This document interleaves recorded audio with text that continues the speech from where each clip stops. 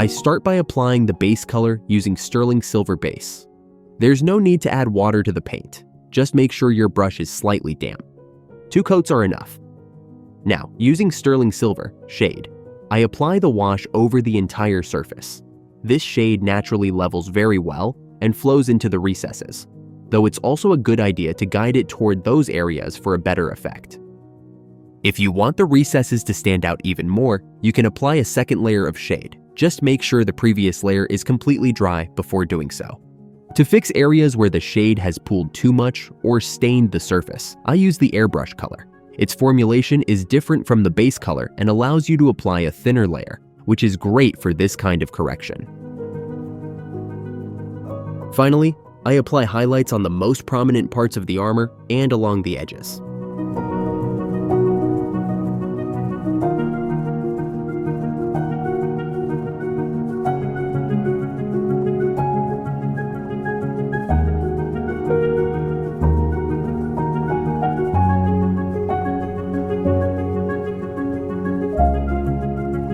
And that's it.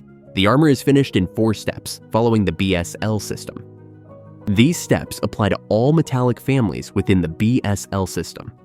You just need to follow the BSL method when painting with true metallic metal.